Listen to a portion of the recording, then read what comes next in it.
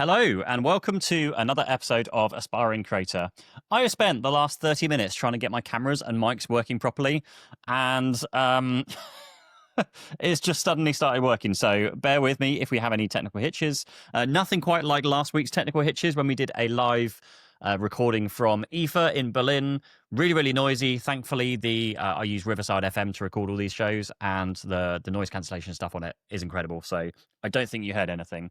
So let's kick off. Standard format. I've written down a load of notes since last time we did one of these podcasts, and I'm just going to crack through things. So first of all, on the topic of IFA, is missing out or potentially missing out on revenue from IFA. Should we do shit videos to earn 6 months worth of rent, or we could do like one per month, and then I think the channel growth would stall, and then it's waiting. Okay, I just chucked a load of thoughts down now. Let's recompose my thoughts here. So speaking to a load of creators at IFA, obviously everyone has different strategies when they run into these kind of tech conferences. My strategy was to just go in and do a couple of shorts, which kind of covers the trip, and then a little bit of profit on top. There's no we're not going in to make a load of money. But then there are other creators that are going in because it's prime time of the year, similar to CES. All the brands are there. All the brands want some form of exposure on channels and go and do a load of videos, earn a load of money in a weekend, and be done with it. It's a huge amount of stress, but it's a good money earner. And so this is the thing I keep battling back and forth with. Is that a good thing to do, to go in and, earn some money and not shill, but you go in and you make a load of videos for these brands at the tech trade shows, because that then earns the income that then makes you or provides the financial income to then make the videos you want later on, even if you don't have sponsors for those videos, because you kind of earned the money up front from other sponsors. But then on the flip side of doing that, and I've noticed this with a lot of channels I've been kind of monitoring, I look at view stats to try and figure out what's going on, is they're doing lots of these dedicated videos and brand videos, and the brands want this, so the brand gets that, and their channel growth has stunted quite a lot. They're getting 1,000 subscribers a month, whereas our growth so far, where we've tried to take our approach of let's make the videos we want to make that we think the audience will be interested in watching, and they'll try as hard as we can to get those sponsored by one decent, good brand that's paying a good rate.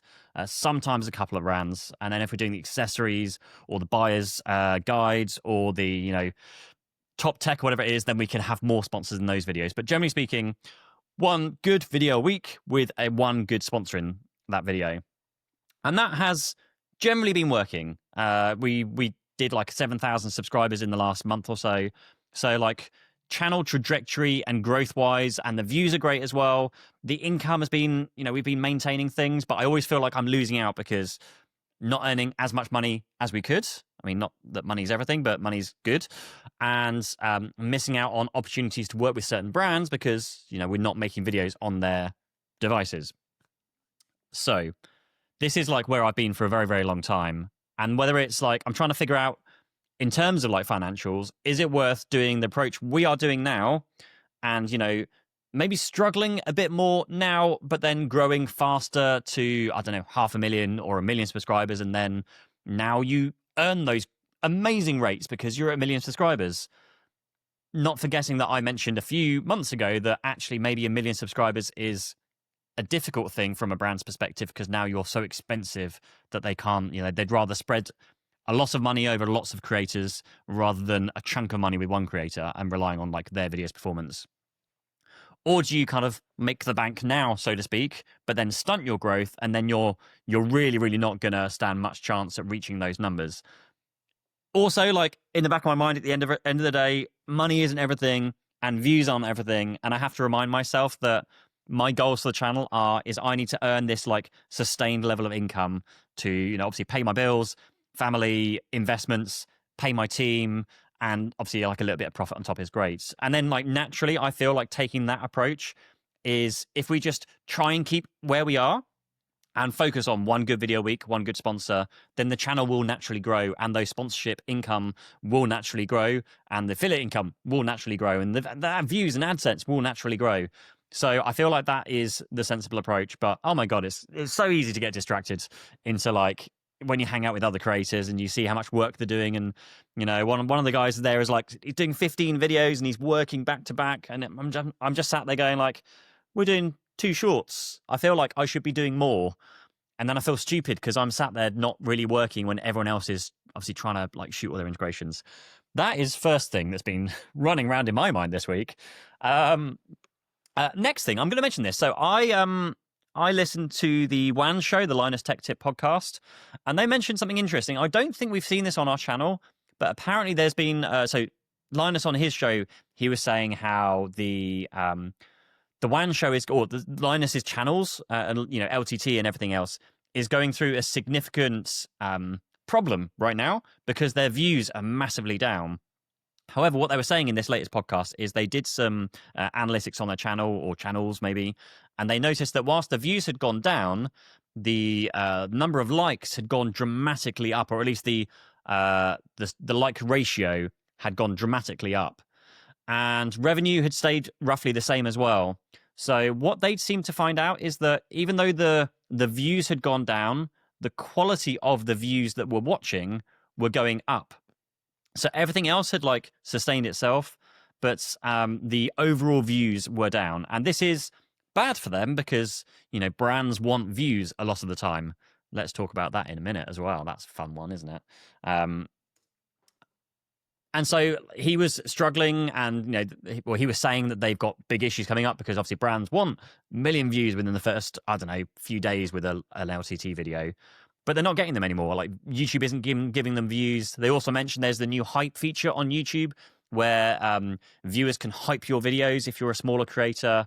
I've only seen, I think my editor has the hype feature. I haven't seen it. I don't know anyone else that's seen the feature. So it's a bit of an odd, again, a YouTube rollout that's probably a half-assed rollout that doesn't actually happen until like the next 12 months. And in which case, is that not unfairly... I don't know what you call it, but unfairly promoting other people's videos, because it's not a level playing field. If they roll the hype feature out that's meant to boost the views and engagement of these smaller creators, but it's only certain creators and only creators in certain countries maybe where it's working. I don't know. It's an interesting topic of discussion. Views. So interesting thing I saw at IFA 2025 is all the videos that come out after IFA, all kind of during and after.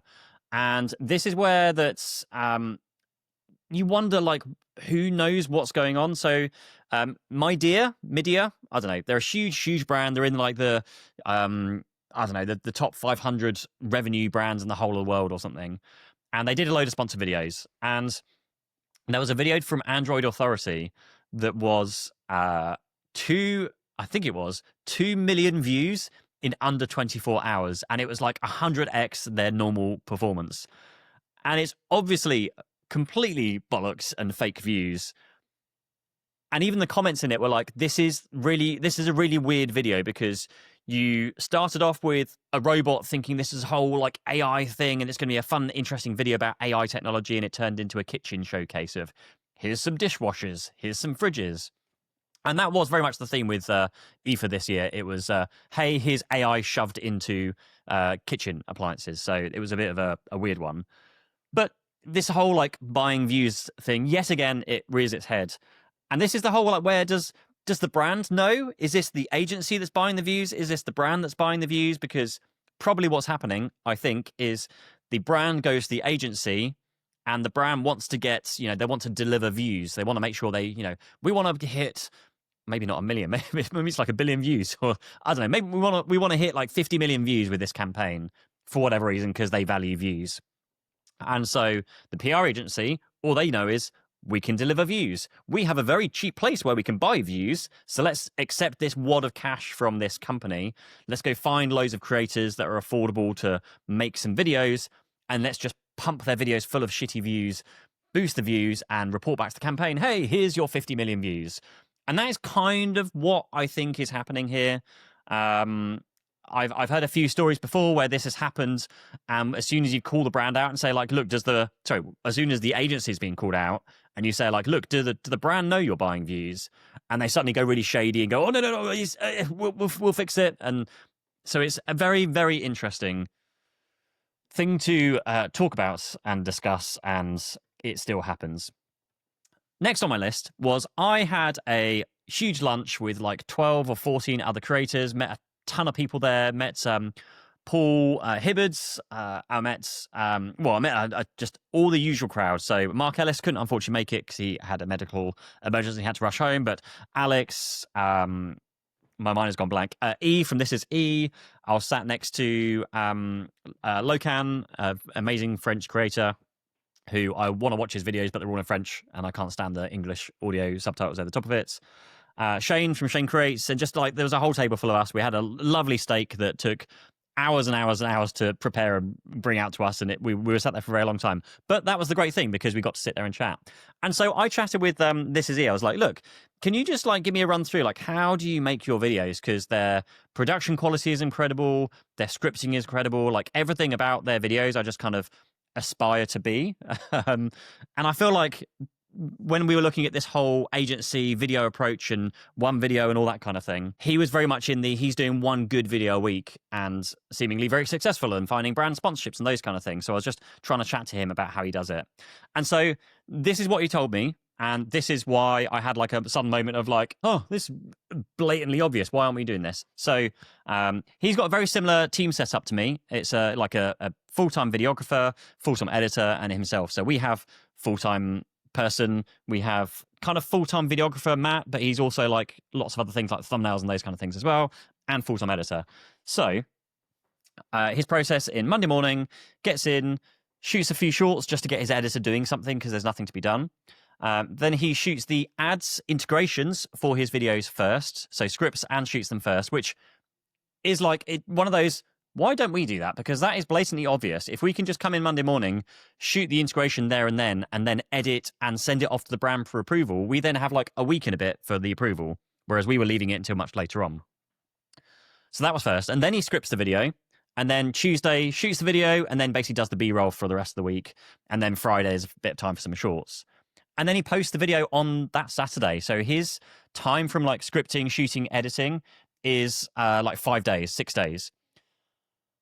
And we are currently going scripting on Monday, shooting on Tuesday, shooting on to Wednesday sometimes, and then like Thursday is a bit of like an admin day.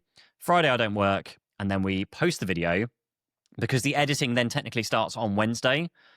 We post the video the following Friday, so we almost have like a 2-week turnaround for videos, which means by the time the video gets posted, I'm already like on to almost the 2 videos past that video in terms of like my headspace of buying products and scripting and testing and those kind of things. So it feels like it takes us a very long time to get the videos out. And he was saying that as he shoots the videos, he literally builds the video as he goes. So, you know, hey, here's the A-roll, here's the B-roll for the first section, the second section, the third section, and he's dropping onto the timeline and literally building the video out as they shoot the clips for it. It's a very, very good process, very like well-oiled machine. And I just looked at that and went, we should really be doing that because that's a much better version of what we're doing. And so, including trying to get that time down to like a week to produce the videos rather than having 2 weeks.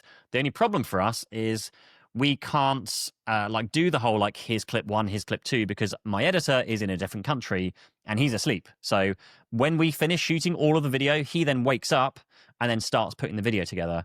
But it does mean we're always behind, and so like I need to have a figure out how that can work for us. But that was just like, again, a light bulb moment. Let's not do that because I covered that last time. Agent. So I have an agent now. I kind of touched on this in the last week's episode. And it's been one I've been deliberating over for a very long time. We've absolutely crushed it this year in terms of sponsorships. I don't know, this sounds bad. Like I unfortunately made a lot more profit than I thought I did last year. So I've got a massive tax bill to pay. I'm also having some accountant issues, which I'm going to talk about in a moment as well. And so like, we did sign with an agent, the same agent that I actually signed with a year ago and I had a big old problem with and had to cancel with him 2 months later. But I've just had so much feedback now from other creators, particularly with this IFA Berlin weekend where lots of other people are working with him. And I was like, cool, okay, I'm like really reassured that this is a good move for us. We've kept our core relationships with brands that we work with like all year round. And what I did is I actually plotted or pre-plotted out the videos that we have in the key like launch window. So I know that when the iPhone that's just come out, we've got a few videos with a certain case brand because they always work with us. And same again, probably the Samsung S26 launch. Same again with the Pixel launch, and probably a few videos dropped in between. We also know that certain brands we work with have campaigns throughout the year, so we can kind of estimate that we've got some regular income or decent income from these brands, these regular brands we work with, that we've kind of planned things out. And so the gap that the agency needs to fill is a lot smaller than I first thought. It's not like we're going through a month and have nothing coming in because we've got these like pre-planned and pre-booked videos with other brands. So I've got this agency. They are this week. They're like doing the onboarding stuff, and probably early next week. So we share our video schedule with them, so they can see what our video schedule is like and what's coming up. We have created, after taking some advice from another creator that uses this agency, I've created like a column in Monday, which is what we use to organize everything. And in that column is a document, and the document is like a pitching document. So for the video, it will say like, here's the general idea of the video.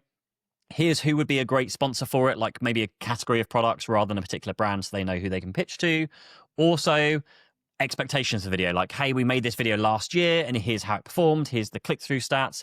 Here's like the views. Was it like an instant success, or was it like an evergreen long click kind of took 5 months, 6 months, a year to kind of do very well? Just so they have some information to now pitch the brand and say, hey, we've got this creator with this video idea, and this is the expectations in terms of its performance and the topics and all that kind of stuff. So I've done that. I've given them the view in like a public view in Monday, or rather a restricted view in Monday, so they can just see video idea, whether it's sponsored or not. And they can also see our previous sponsorships. So they know like the rates we had previously as well.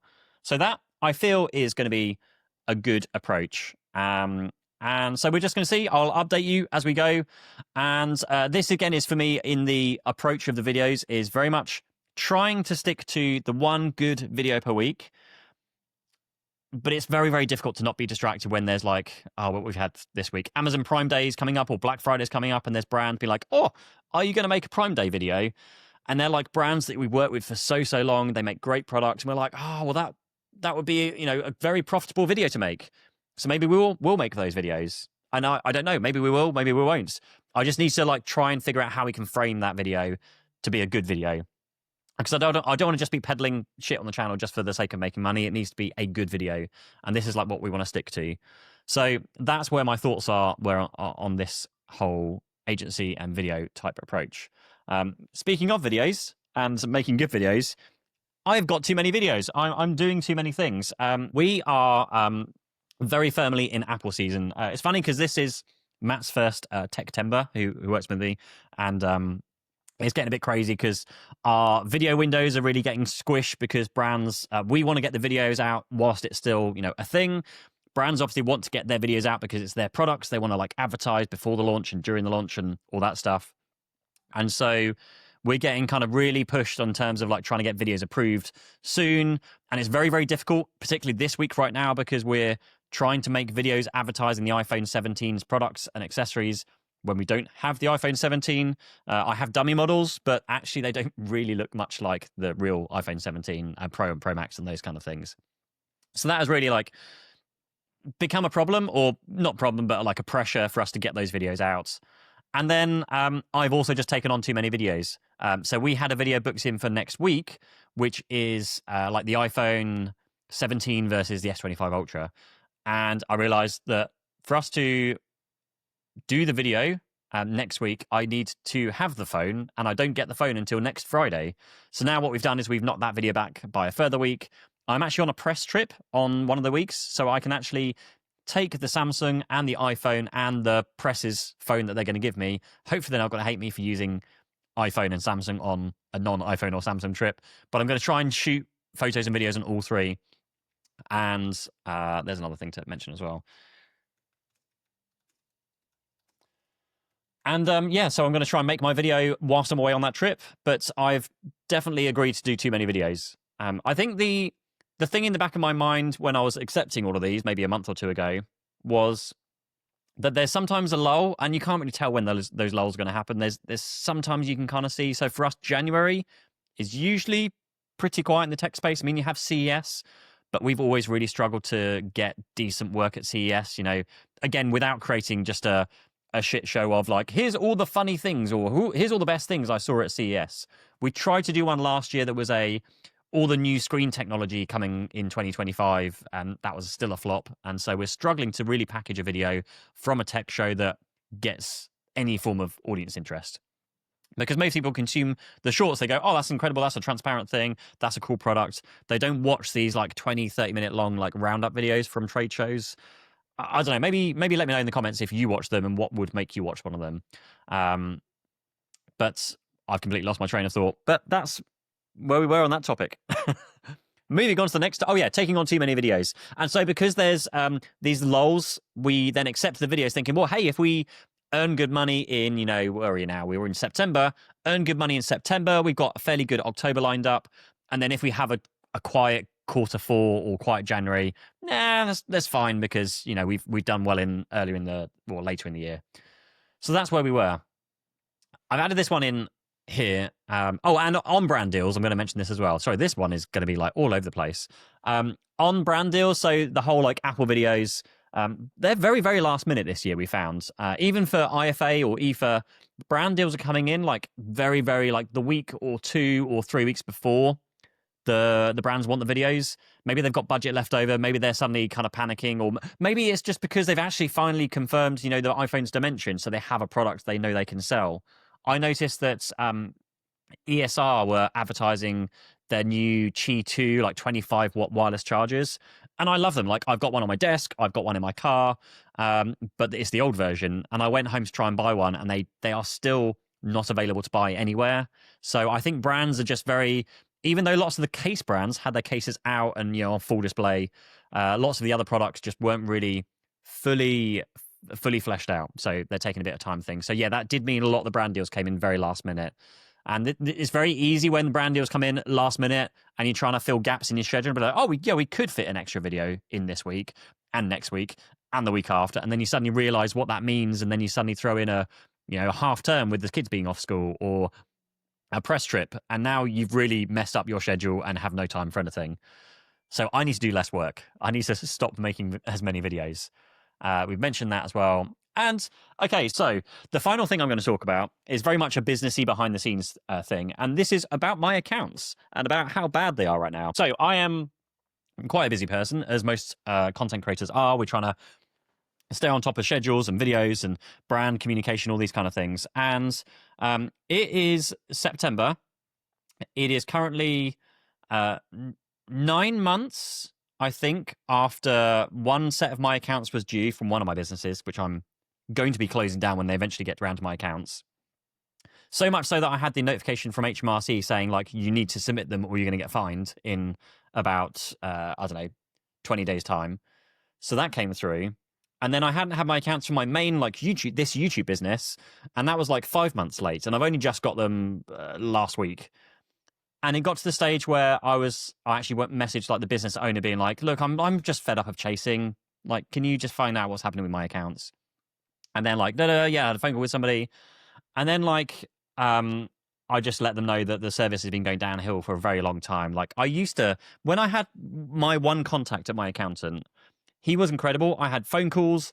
Whenever I like had a payment coming up, I'd have like a reminder say, oh, hey, you've got this tax payment coming up, just to remind you. And when we had payments to make, he would also remember whether like, oh, that was a direct debit, so you don't have to make that payment, but you do need to make this manual payment. So it was always really, really good. We had a great like relationship, and always on top of VAT returns, always on top of our payroll.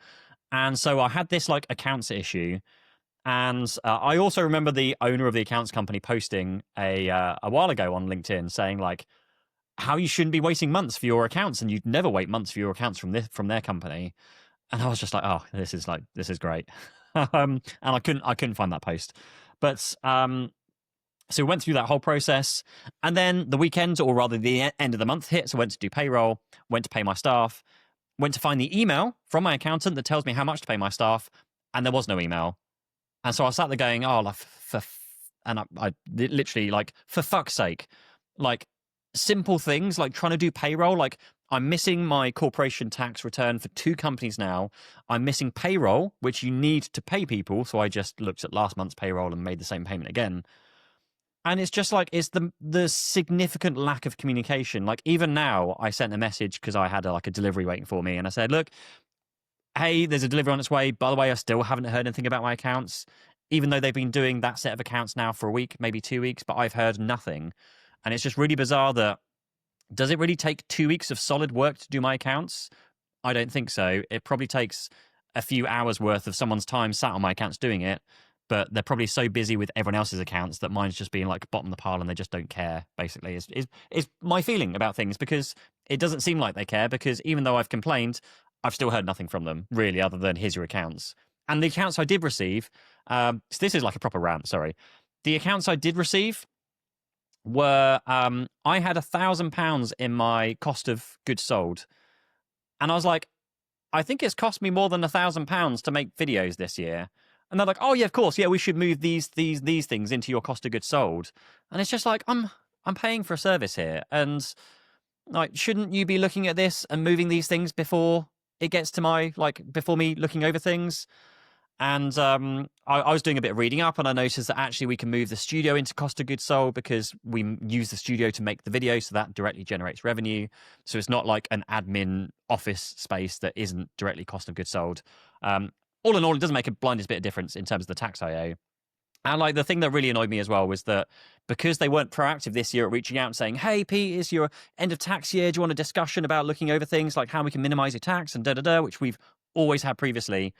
Instead, it was, we're late doing your accounts by 5 months, and now you've got like a 50 grand tax bill to pay. When previously I would have had a chance to be like, oh, let's make a payment into my pension, and that will like reduce my tax. And are there other things we can do? Can we buy more stuff to reduce the tax because we have the money sat there so we can reduce things? And we just had none of that.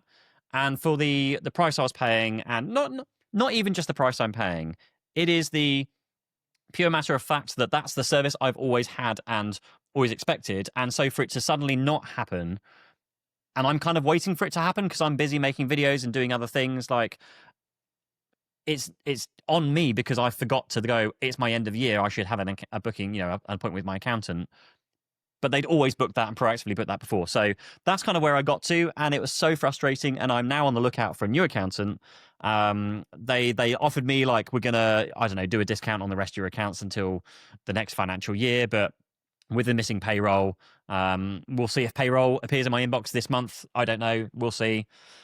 But so I had a chat with 2 accountants, and I'm going to run you through my thoughts process, because again, this is like super difficult to like figure out which way to go.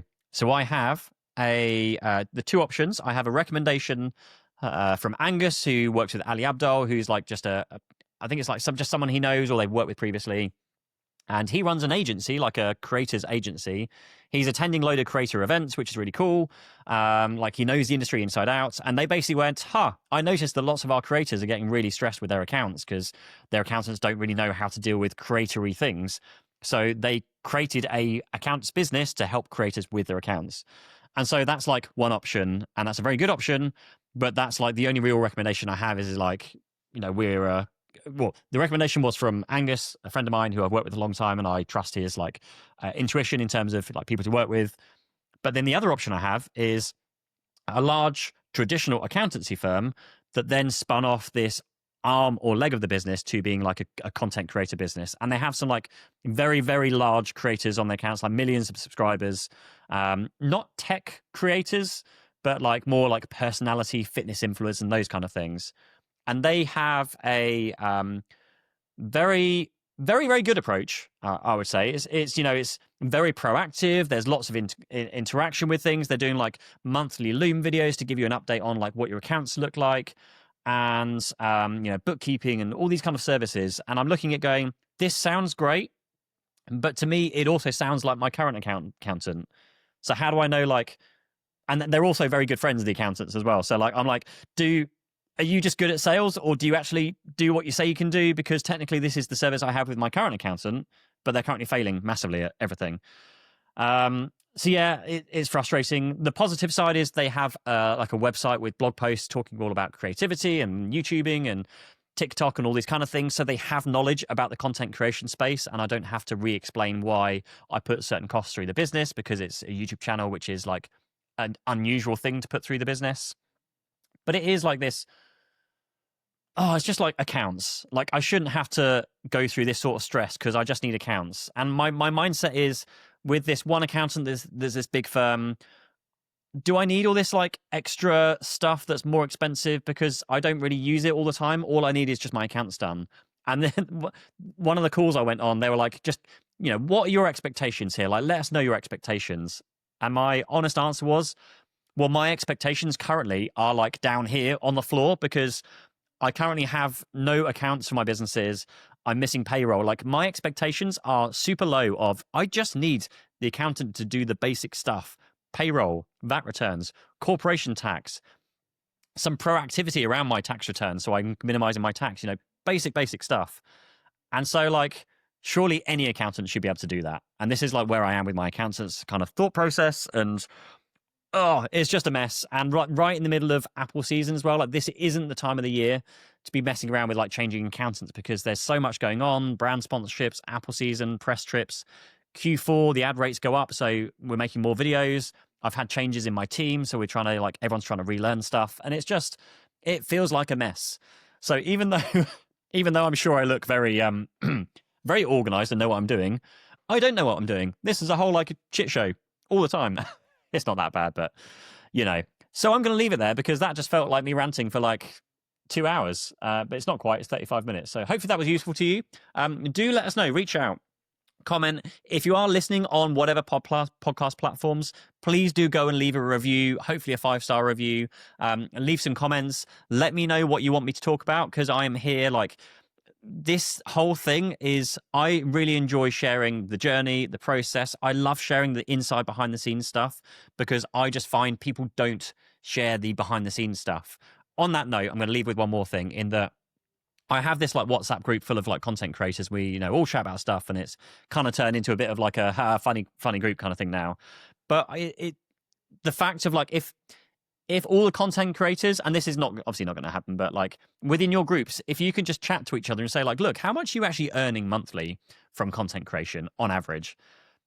And I feel like that kind of guide of like, when you're speaking to someone, how well are they doing financially?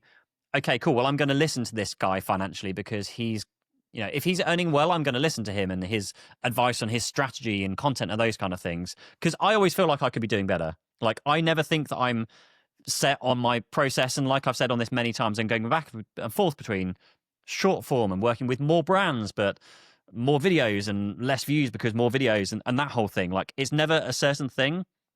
And I feel like, I'm sure to everyone else listening feels like I've cracked it and I'm doing like one good video a week and getting a good sponsor.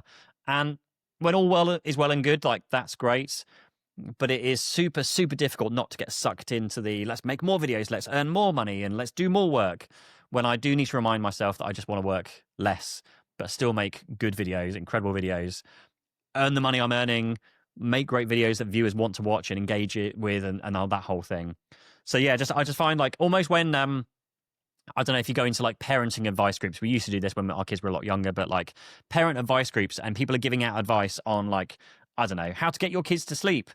But if you didn't realize that their kids aren't sleeping, but yet they're the ones dishing out advice, that's kind of where it is. So I guess for like full disclosure of everything. So we're doing, it's a bit more at the moment. So we're doing about 20 to 30 grand's worth in sponsorships every month, I think. Yep. And roughly speaking, let me fire up my money spreadsheets because let's just share, and it's always interesting to share stuff. I mean, this is very one-sided. It's me giving away everything and not getting anything back. But this is like what I want to start. I want creators to feel comfortable where they can talk about this stuff because I feel like the rising tide floats all boats. So if content creators are having these discussions, particularly when there are creators that I know that are much bigger, charging much less, it just helps bring everyone up to the same level. So yeah, for the last few months or so, we've done actual income to my business, 43 grand, 36 grand, 56 grand, 45 grand, 32 grand. So that's been the last few months worth of revenue, which I think is pretty good. And when I look at those numbers, I'm like, oh, damn, we're doing pretty well. Maybe you should just stop fretting about things and just keep doing what you're doing. But, YouTubing and content creation is like an ever evolving landscape, and it's always changing. The whole like buying views and buying subscribers. And then now like some brands are working with those channels that are buying the views and subscribers. And so you're kind of fighting against it all the time. Anyway, end rants. Thank you so much for watching. Talk to you in the next one. And I'll find the end button now. Goodbye.